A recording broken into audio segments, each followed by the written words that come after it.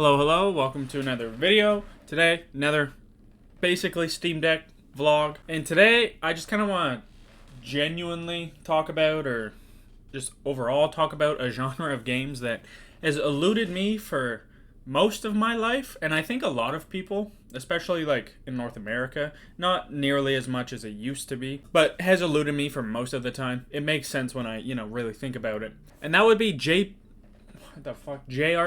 Yeah, that's it. Now, I know what you may be thinking. Matt, you're like however old. You are, clearly enjoy video games, somewhat of a loser, yada yada, everything. Yes, I was cool when I was a little younger. I played sports games in Call of Duty.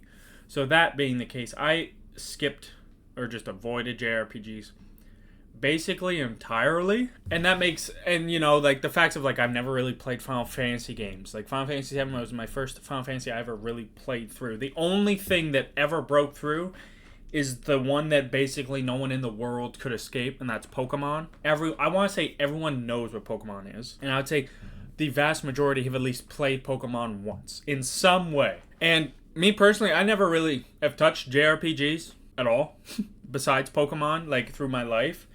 And that's all kind of like is slowly changing in some ways this year. Now, don't get it twisted. It's not ever, I don't think, going to be like, oh, my genre of choice is a JRPG.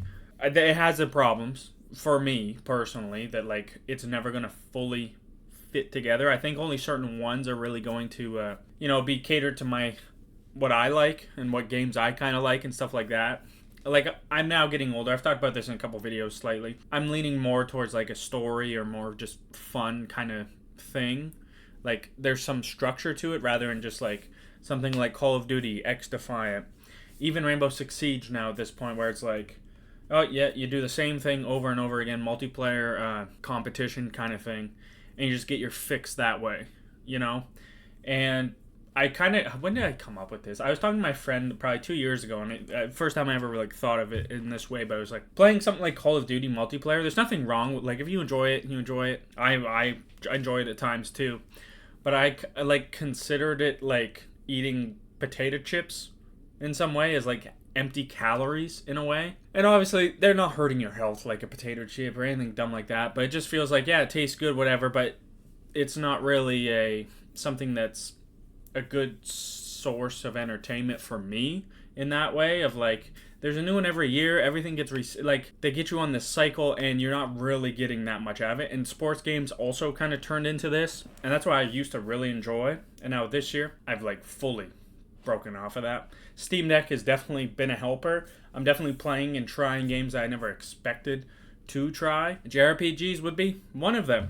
And actually it kind of started when beginning of this year when Like a Dragon Infinite Wealth came out. That's the first JRPG that's not Pokemon that I've ever fully played through, or JRPG in that sense. Of the fact of like, I spent over 50 plus 60 hours in that game to have it complete. Like, that's crazy to me. I played it all on my Xbox as well, not my Steam Deck. I had a wonderful time. I love the Yakuza or Like a Dragon franchise. It's hilarious. It's great. It actually like kind of pulled me in. I think that's a perfect beginner JRPG. It is long. If you don't make it all the way through, I would not be surprised. If you're someone like me, at least, that like, it seems like 30 to 40 hours is like the max time a game can really, like, if I'm enjoying it, I'll really invest in it. If it's longer than that, I'll feel like it's a fucking drag. I feel like it's a chore to do all this side quest grinding kind of stuff. A lot of JRPGs are like that. If you look at something like Persona 5, time to beat, oh, it says 101 hours, I'm pretty sure. That's insane. There's no way. To me, there has to be so much time in that just feels like filler. I could be wrong. Never played it. So, could be wrong. But, like, stuff like that where they're, like, 80 plus hours, it's like there has to be filler in there at some point where you just feel like, I just got to get through this part and it's going to start getting good again with the main story or something like that, whatever. But I've just started probably if you look up any list, it's usually top 2, like, greatest JRPGs ever, and that is Chrono Trigger. One thing I didn't expect, but it makes sense because it's a 90s game, is that it's not that long. It's about 20-something hours if you want to do the main story. And I know there's so much different variety, and there's so much.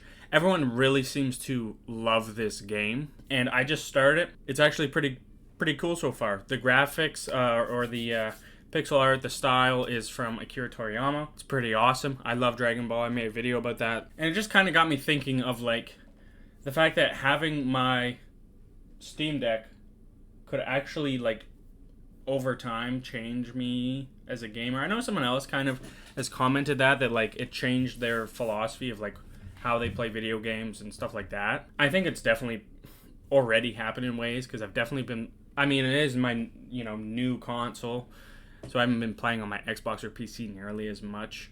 It is new, so we'll see in time when it's not this new honeymoon type of thing. But the ease of use is perfect, and these giant RPGs or giant games. A couple other games I'm really interested in is Octopath Traveler and Octopath Traveler 2. I know people, like, I've heard that they're not the best beginner-friendly games for just because their combat and stuff like that. They look amazing. Like, for being pixel graphics or pixel art, it looks wonderful, and it kind of, like, gets that little nostalgia in me, because, like, I was around with, like, Pokemon was still, pixel graphics and, its peak, stuff like that, and playing other games on, like, a Game Boy Advance, everything like that. So, like, I'm old enough that I still remember when pixel graphics were, like, still a main thing. I'm not old enough to, like, be in the heyday of, like, the 90s and stuff. Another thing with, like, playing old Final Fantasies, I've talked about this before as well, like, how I'm looking forward to, like, playing the heyday of Final Fantasy time, to really get a sense of, like, how much people really love that franchise and why they love that franchise, kind of thing. Do they all age well? Definitely not. Chrono Trigger seems to age super well. I know playing it on my Steam Deck, there's a graphics setting for original or high def, and I was terrified at first because I didn't know if I could change it mid-game. So I left it as original, found out you could change it middle of the game, changed it. I don't know, the high resolution graphics on it, on like the remaster or whatever, to me they look terrible. It kind of gave me a headache, just like how it looked. I don't know, it could just be me, but I changed it back to original like instantly. It looks way better. And the cutscene, the original cutscene, stuff like that, it literally looks like I'm watching something in the Dragon Ball Z universe, like the animation of the cutscenes and stuff like that. So that's pretty cool. Like, it looks like Dragon Ball, not Dragon Ball Z, if that makes sense. But with saying that I'm excited to like try different JRPGs that are on Steam and stuff like that. I know there's a lot of good ones. Please leave comments on ones you enjoy, stuff like that. I know there's a lot of absolute dog shit in there, especially like when I first like downloaded Chrono Trigger and I was looking at other ones. There's some wild shit on there, so be careful. Yeah, I don't know. I just kind of want to. I started Chrono Trigger. Thought it was pretty cool. Fell down a rabbit hole of the JRPG title genre in Steam, on the Steam Deck. There's a lot that are super long that I don't think are like that I would enjoy, but I'm interested to try, and I think the Steam Deck would give me the chance to maybe finish them. I don't know. I'm weird. I don't finish, like, if I don't finish a game, it's not going to haunt me, like, at all, usually. I'll usually play it, have my fix, be really into it, and then slowly get to a point where I'm like, there's other stuff that I'm getting interested in. I bounce off of interest like that. So many JRPGs have the grinding, have the 60-plus hour game playthrough things that are just everything that I don't really want to do. So hopefully Steam Deck can like slowly get me to be okay with some of that, so that I can enjoy the ones that I really should, that are really good games. But yeah, definitely leave a comment on any JRPGs that are on Steam that you really enjoy, that you think I would, even if it's a smaller name, because I know indies and stuff like that there's so many, especially pixel art ones, because they're a lot less hard to make. I've played Undertale. I guess that technically counts. It's great. If you haven't played Undertale, somehow go play it. Also, I think either next week or the week before, I might be doing, like, my idea with the Steam Deck video is to just answer like some questions, because I got a bunch of comments on my last one with my like the 1 month review. Thank you for all the love and support. Be sure to leave a like on this if you enjoyed. Consider subscribing. Helps the channel a bunch. We're almost at 500.